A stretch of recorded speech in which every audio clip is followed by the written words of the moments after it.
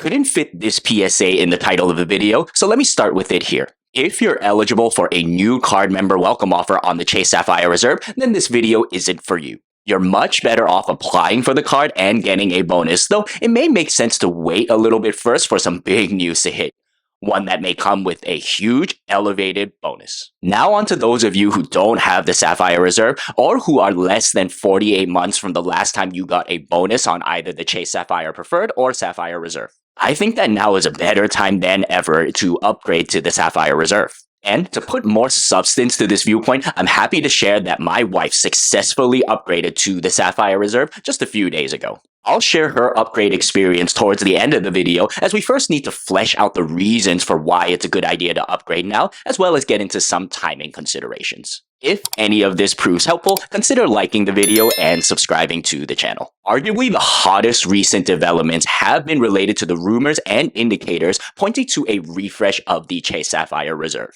The rumors first surfaced in early May and included a full set of details for the new benefits of the card, along with a $795 annual fee. Then on June 9th, per Doctor of Credit, some advertising signage on the Sapphire Reserve appeared in Grand Central Terminal in New York City and elsewhere. It's Claudia Schiffer holding an enlarged Sapphire Reserve that bears a design quite distinct from the current one. Essentially the design for the refresh card, and no, the card will surely be of standard size.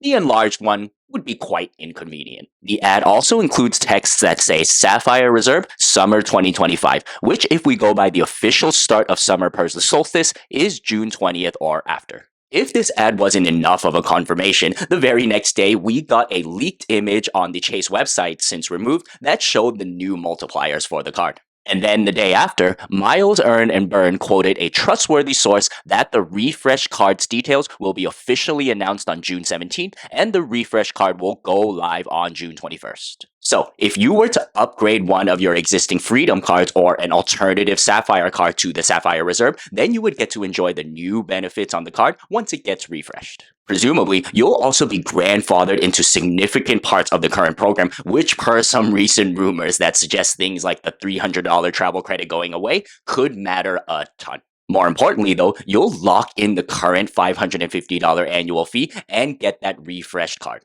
It's essentially like getting a sizable discount on a card that, even at its actual $795 annual fee, many could justify keeping due to the credits and benefits. If this sounds good to you, then you'll need to act fast, as if the refresh indeed occurs on June 21st, then upgrading on or after June 21st will lock you into the $795 annual fee. So, are we done here?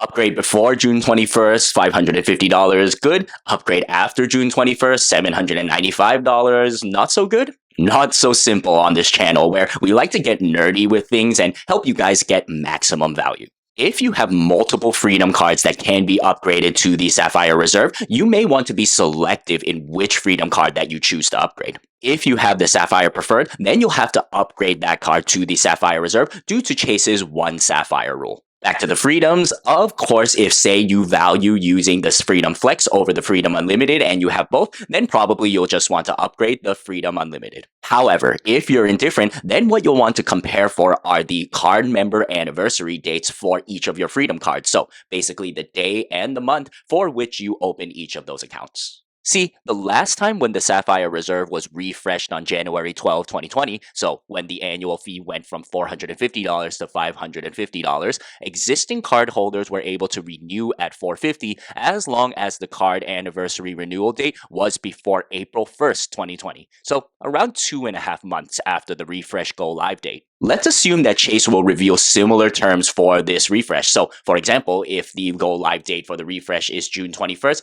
then people will be able to renew their card at the $550 annual fee if their renewal date occurs on or before, say, September 10th. Thus, if you have 2 or more Freedom cards and you're indifferent about which one you want to upgrade, then it would be most cost effective if you were to upgrade the one with a renewal date on or before September-ish. Okay, if at this point you're ready to get on that $550 Sapphire Reserve with its new set of upcoming benefits, then you may simply wonder, what's the upgrade process like? Rest assured, it's as seamless as seamless.com. Okay, that was rough, and wow, that website is still around. Basically, it's Grubhub.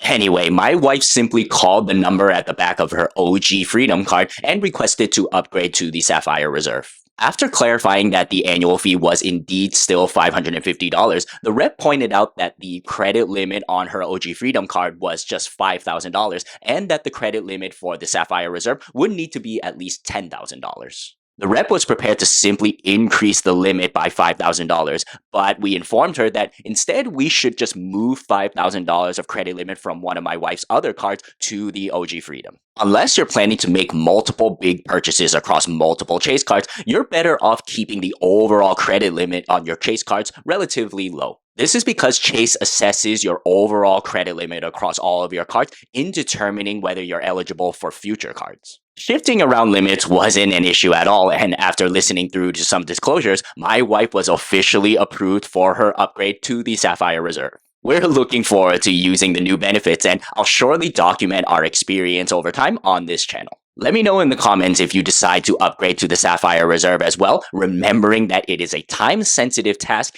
if you want to lock in that $550 annual fee. Hopefully, the algorithm will push this video to the right people sooner rather than later. And if you're still on the fence and want more insights into the rumored details of the refreshed card, check out this video on screen. Here's your card nerd signing off, and I'll see you in the next one. Peace.